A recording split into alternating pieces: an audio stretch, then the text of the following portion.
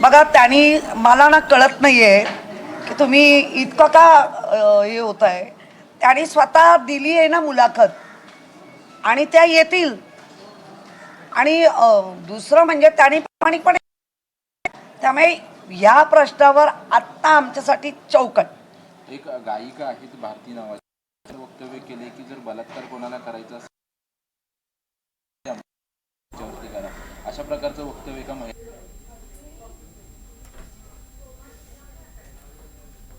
आणि आमच्या पक्षाकडनं आम्ही तो निषेध करतो. म्हणजे त्या तर अमृता फडणवीस माननीय सन्माननीय मुख्यमंत्र्यांच्या पत्नी आहेत, ती तर त्यांची ओळख आहेच, पण त्यांनी त्याच्या पलीकडे जाऊन स्वतःची एक ओळख निर्माण केली आहे.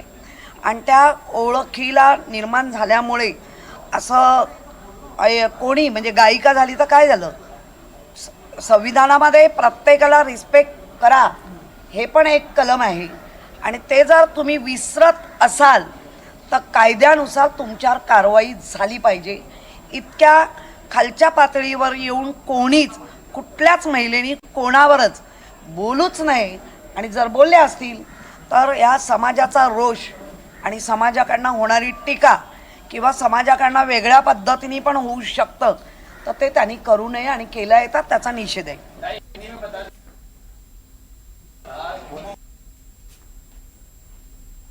तर सध्या किशोरी पेडणेकर बोलतायत आणि वेगवेगळ्या विषयांवरती त्यांनी भाष्य केलेलं आहे. तुर्तास बुलेटिनमध्ये वेळ झाली. इथेच थांबायची. पाहत राहा NDTV मराठी.